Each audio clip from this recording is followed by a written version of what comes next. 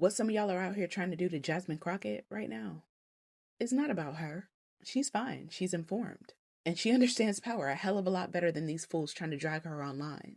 What this is really about is how comfortable some of y'all are at being wrong, loudly, while pretending that you're principled.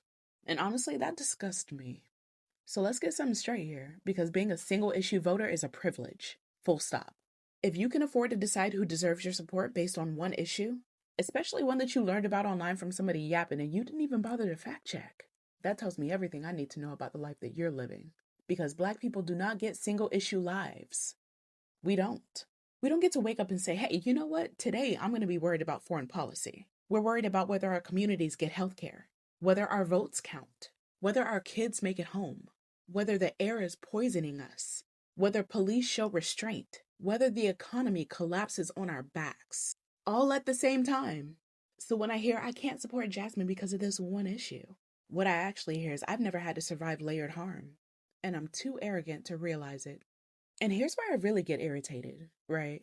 A lot of y'all aren't even forming your own opinions. You're cosplaying conviction. You saw a phrase, you saw somebody say something about AIPAC, and somehow that turned into she doesn't stand for Palestine. And instead of asking, what? Who said that? How much did she get? When? What vote? What constraint? What's her actual record? You got up here on this here internet and doubled down. You repeated it. All because it felt righteous, right? But something tells me you were out there screaming BLM, right? Yeah. That's not ethics. That's lazy. And notice this pattern, because it's ugly, all right? The anger didn't go to party leadership. It didn't go to lobbying laws, the structure of U.S. foreign policy, the system that limits what junior members can actually do. Nah, y'all went straight for the Black woman. Again. What, because you know she's a safe target? You know she'll be scrutinized harder. You know perfection will be demanded of her. And you also know that the pile-on will feel justified. And you do it anyway. That's not accountability, that's cowardice. And I know this because I talk about the hard stuff. I talk about rape, medical neglect. I talk about state violence. I talk about systemic harm. And every single time there's always somebody who's not listening to understand. They're listening to respond. They already decided they were right. They already memorized the talking point. They just want their turn to speak. We've been watching MAGA do that, right, for damn near a decade. Cold, unmoved, canned, combative. And some of y'all get up here and swear that you're different. You call yourselves progressives, but you sound the same. You sound like them. Different slogans, same emptiness. So let me be painfully clear.